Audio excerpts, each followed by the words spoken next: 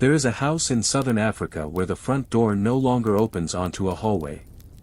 It opens onto a dune. Sunlight pours through a shattered window, and instead of hitting a wooden floor, it hits sand, a smooth, rising wave of it, climbing the wall, spilling toward a ceiling that used to hold a chandelier. Nobody put that sand there on purpose.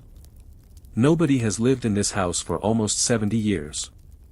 And yet, every single day, it grows a little deeper. Somewhere on the other side of the world, in the desert between two of the wealthiest cities on earth, there's a mosque with only its minaret still visible above the dunes, like the tip of a buried ship. And somewhere else, an entire medieval city, a place scholars once called the Sorbonne of the desert, is losing a war it has been fighting for 800 years. The enemy isn't an army. It isn't fire, or disease, or economic collapse, though those all played their part. The enemy is something far more patient. It's sand. Billions of grains of it, moving a few inches at a time, year after year, decade after decade, until entire towns simply cease to exist as places people can walk into. These are not ruins in the way we usually think of ruins, toppled columns, crumbling stone, a slow return to dust. These are homes with furniture still in them. Schools with chalkboards still on the walls. Bathtubs. Bed frames. Wallpaper. Places abandoned so completely, and so suddenly in some cases, that walking through them feels less like visiting history and more like walking in on it mid-sentence. Today we're going to step inside 3 of these places. A diamond town in the Namib desert that was once richer, per capita, than almost anywhere on the planet. A government housing project in the United Arab Emirates that emptied out within 20 years for reasons nobody has ever fully explained. And a city in Mauritania founded over 1200 years ago, a place so important to Islamic scholarship that its name once stood in for the entire country, a city that is, right now, while you watch this, being buried alive. This is the story of what happens when human ambition runs directly into the oldest force in the desert. And it starts, unexpectedly, with a railway worker clearing sand off a train track. It was 1908, in a stretch of German colonial Africa so desolate that mapmakers had simply left it blank. A laborer named Zacharias Luala was doing what he did every day, shoveling drifting sand off the railway line near the coastal town of Lüderitz, in what is now Namibia. It was tedious, grinding work in a landscape that seemed to have nothing to offer except heat and wind. But that day, something in the sand caught the light. Luala picked it up, turned it over in his fingers, and felt a spark of something he couldn't quite explain. He brought the stone to his supervisor, a man who happened to have once worked for De Beers, the biggest diamond company in the world. The supervisor recognized it instantly. It was a diamond. And it hadn't been mined. It hadn't been dug out of rock. It had simply been lying there, in the open desert, waiting. What happened next is one of the strangest gold rushes, or in this case, diamond rushes, in modern history. Word spread. Prospectors didn't need shovels or drills. They got down on their hands and knees and crawled across the dunes at night, when moonlight made the stones glint, scooping diamonds directly off the surface of the Namib desert like they were seashells on a beach. German colonial authorities, sensing what they had, moved fast and moved ruthlessly. They declared an enormous swath of the territory a Sperrgebied, a restricted zone, forbidding ordinary people from entering and reserving the right to prospect for a single Berlin-based company.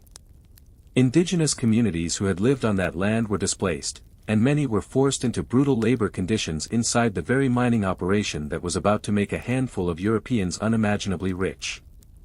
And rich they became. By 1912, the settlement that grew up around the diamond fields, a town called Kolmanskop, was producing roughly 1 million carats of diamonds a year. At its peak, this one tiny outpost in the middle of nowhere accounted for somewhere close to 12% of the entire world's diamond output. Think about that for a second. A town you've probably never heard of, sitting in one of the driest, most hostile environments on the planet, was responsible for more diamonds than most countries' produce in their entire history. So what do you do when you're suddenly one of the richest communities on the continent, sitting in the middle of a desert with absolutely nothing around you? You build a fantasy. And that's exactly what the residents of Kolmanskop did. They imported fresh water by rail, because there was none to be found nearby. They built a hospital that had the first X-ray machine in the entire Southern Hemisphere, years before most hospitals in Europe had one. They built a theater and a casino. A bowling alley. A school with a swimming pool. A butcher who specialized in Viennese sausages. A bakery. An ice factory, in the middle of the desert, so that residents could enjoy cold drinks in 100-degree heat. Opera troupes from Europe traveled across oceans and continents to perform for a town that, on any map, barely existed. One wealthy family reportedly kept a pet ostrich, which apparently developed a habit of terrorizing the neighbors and was, at Christmas, made to pull a small sleigh through the streets. This was Kolmanskop, opulence dropped like a spaceship into the middle of nowhere, funded entirely by stones that people had once simply picked up off the ground. But the thing about diamonds lying loose on the surface of the desert is that eventually, you run out of surface. By the late 1920s, the easy pickings around Kolmanskop had thinned out considerably. And then came the moment that sealed the town's fate for good. In 1928, prospectors discovered diamond deposits along the beach terraces roughly 120 miles to the south, deposits richer than anything Kolmanskop had ever produced.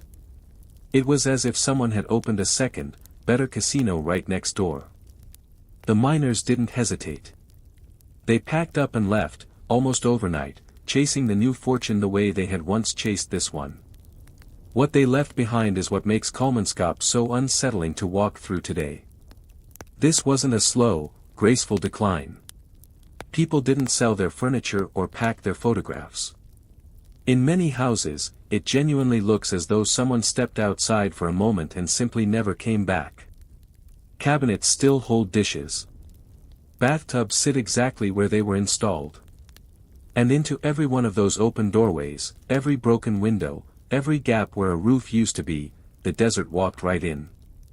Mining in the area officially stopped around 1950, and the last residents were gone by 1956. From that point on, Kolmanskop belonged to no one but the wind. Here's the part that should genuinely stop you in your tracks. The Namib Desert is one of the oldest deserts on Earth, and its dunes don't just sit still. They migrate. Slowly, but constantly, driven by prevailing winds that have been blowing in roughly the same direction for millions of years. Once there was no one left in Kolmanskop to sweep the sand off the front steps every morning, a task that, during the town's heyday, apparently required near constant effort just to keep the streets passable. The dunes simply kept doing what they had always been doing. They walked in the front door. Photographs of Kolmanskop today look almost surreal, like something out of a painting where reality has started to melt. A grand piano half submerged in a dune that has curled through a broken window like a wave frozen mid-crash. Wallpaper, once expensive and imported from Europe, peeling above a floor that literally no longer exists, replaced by a smooth, sculpted slope of orange sand climbing toward the ceiling. In some rooms, the sand has piled so high it nearly reaches the crown molding. The desert didn't destroy Kolmanskop. It's doing something slower, and in a strange way, more intimate. It's filling it in, room by room, the way water fills a sinking ship. There's another detail about Kolmanskop that rarely makes it into the postcards. Life there, for all its luxury, was never actually comfortable.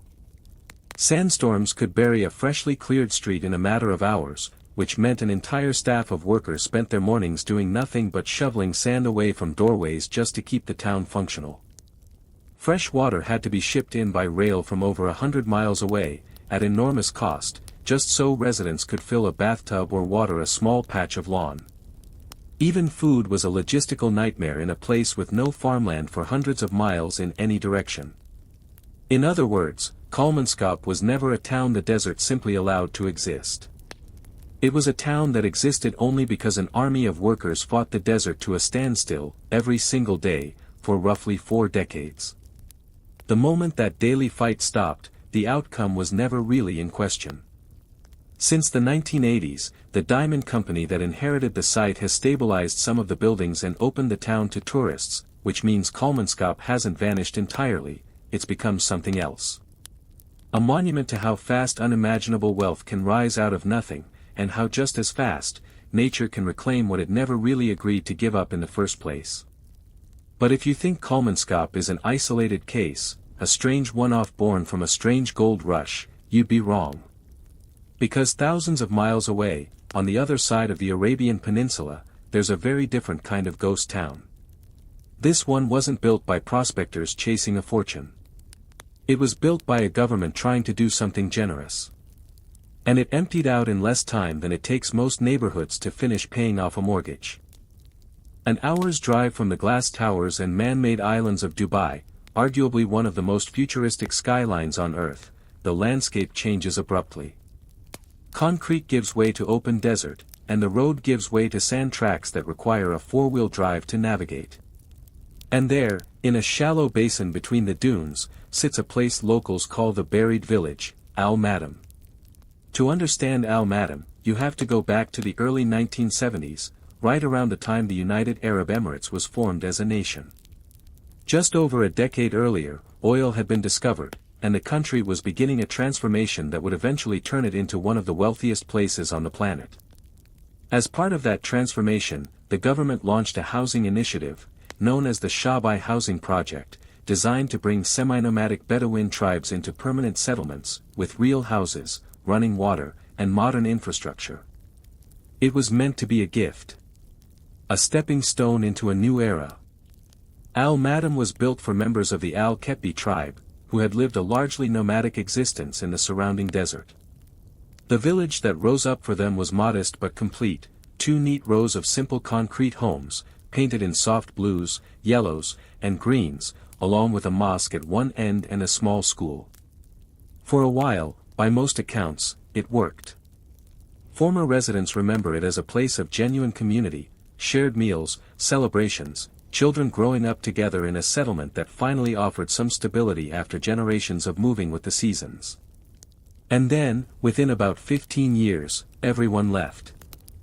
Here's where the story gets genuinely strange, because unlike Kolmanskop, where the reason for abandonment is documented in mining records and export figures, nobody has ever produced a single, satisfying explanation for why Al Madam emptied out so completely.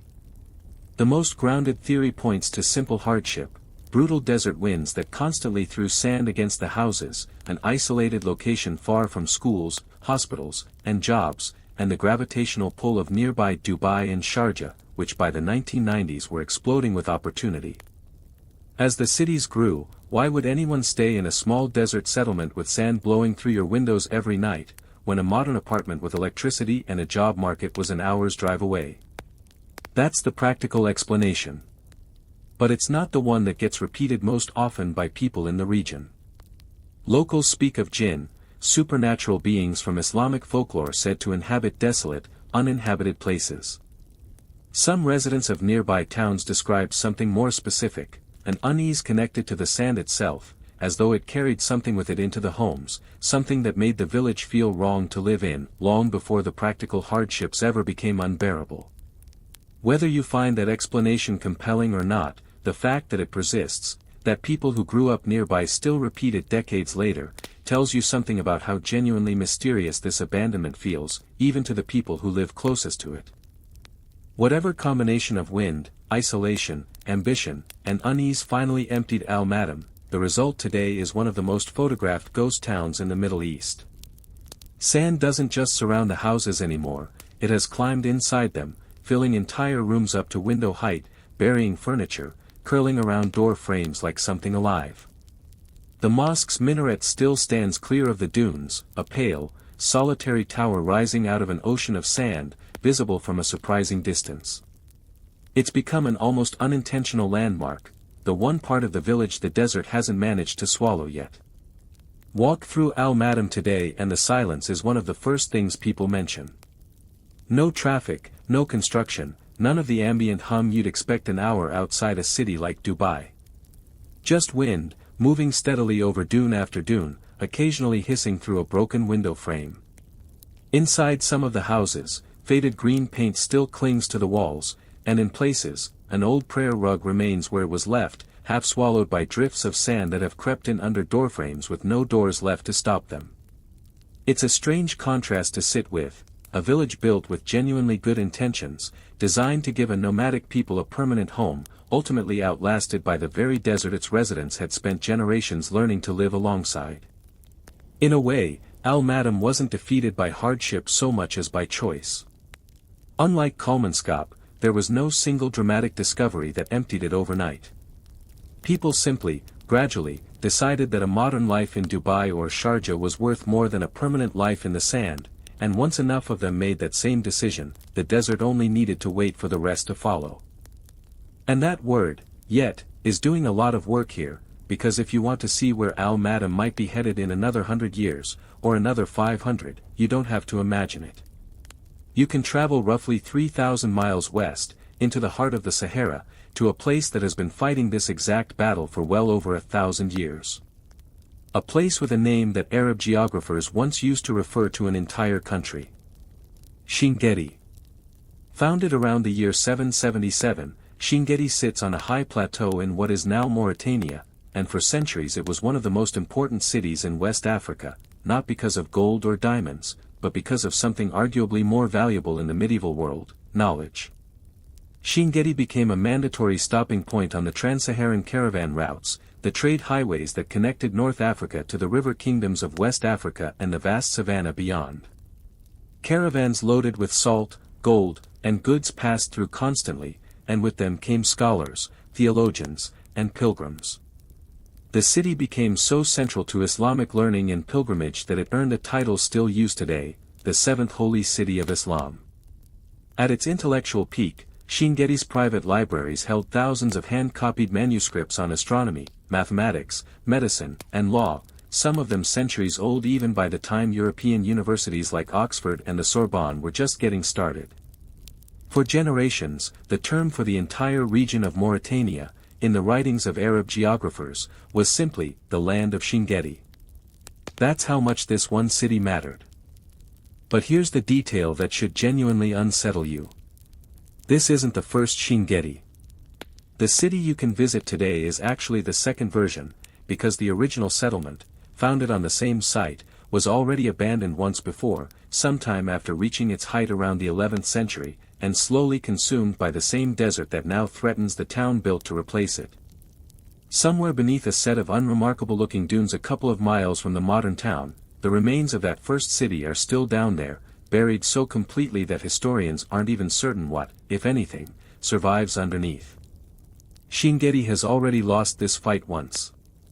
And now, its successor is losing it again. The Sahara isn't advancing on Chinguetti in some dramatic, cinematic wall of sand. It's doing it the way deserts always do it, patiently, and through the slow removal of the one thing that used to hold it back. For generations, acacia, gum, and palm trees around the old city acted as a living windbreak, their roots anchoring the soil and their branches slowing the wind enough to keep the dunes from advancing. But as the climate has grown hotter and drier, and as residents have cut down trees for firewood or to feed livestock, that natural barrier has steadily disappeared. And once the vegetation goes, there's nothing left to stop the dunes from moving. Sandstorms that used to be occasional inconveniences now regularly deposit feet of sand directly into people's homes overnight. Because the old city streets are too narrow and winding for cars or bulldozers to navigate, residents are left removing sand the way people did centuries ago, by hand, and by mule cart, shovel by shovel, day after day, in a battle they know, on some level, they cannot permanently win. Some families have simply started building new walls on top of the old ones, raising their homes higher as the ground beneath them rises with sand, essentially building upward to stay one step ahead of a floor that keeps climbing toward the ceiling. A retired teacher in Chinguetti who has spent years measuring the encroaching dunes put it about as plainly as anyone could: remove the vegetation, and you remove the only thing that was ever holding the sand down in the first place. It's a simple equation, but a devastating one, because it means the disappearance of Chinguetti isn't just a story about wind and geology. It's a story about the slow unraveling of an entire ecosystem that used to hold a very old, very fragile balance between human settlement and the desert's relentless patience. And yet, remarkably, people stay. One date farmer in his 50s, watching sand pile against his own front door, put it simply: if he leaves, his home disappears, and with it, one less wall standing between his neighbors and the same fate. Every family that abandons Chinguetti removes another barrier that was, in some small way, protecting the community behind them. It's a strange, quiet kind of heroism, staying in a losing battle, not because you think you'll win, but because leaving makes everyone else's odds a little worse. So what connects a diamond boomtown in Namibia, a government housing project in the UAE, and a medieval seat of Islamic scholarship in Mauritania? On the surface, almost nothing. Different centuries, different continents, different reasons for existing in the first place, one built on greed and colonial exploitation, one built on genuine government goodwill, one built on faith, trade, and the pursuit of knowledge. But underneath all of that, every single one of these places made the same fundamental bet, that human effort could hold back an environment that has been shaping this planet for millions of years longer than any civilization has existed. For a while, sometimes decades, sometimes centuries, that bet paid off. People built lives, raised children, wrote books, mined fortunes, prayed in mosques that still stand, technically, today. But the moment the effort stopped, the moment nobody was left to sweep the steps, or maintain the windbreaks, or simply choose to stay, the desert didn't hesitate. It didn't rush in dramatically. It just kept doing what it had always been doing, quietly, patiently, one grain at a time, until houses became dunes, and dunes became the only residents left. There's something almost humbling about that, if you sit with it long enough. We tend to think of human civilization as this unstoppable force reshaping the natural world in its own image, carving highways through mountains, damming rivers, lighting up the night sky from space. And in a lot of places, that's true. But stand in a doorway in Kolmanskop, watching sunlight hit a bathtub half buried in sand, or look up at a lone minaret poking through the dunes outside Al-Madam, or walk the narrowing streets of old Chinguetti as a farmer shovels sand out of his own front hallway for what might be the 1000th time, and you start to understand that some of these victories were never permanent to begin with. They were loans. And sooner or later, in every single one of these places, the desert came back to collect. So here's the question we want to leave you with. Kolmanskop is gone for good, preserved now only as a tourist attraction. Al-Madam still stands, half-buried, its future uncertain. But Chinguetti is different, it's not a memory yet. Real families are shoveling sand out of real doorways right now, deciding, year after year, whether to keep fighting or finally let the desert win. If you were in their position, watching the dunes climb a little higher every season, knowing the ground beneath your home has already buried one city before yours, would you stay and keep shoveling, or would you be the one who finally walks away? Tell us in the comments what you'd do.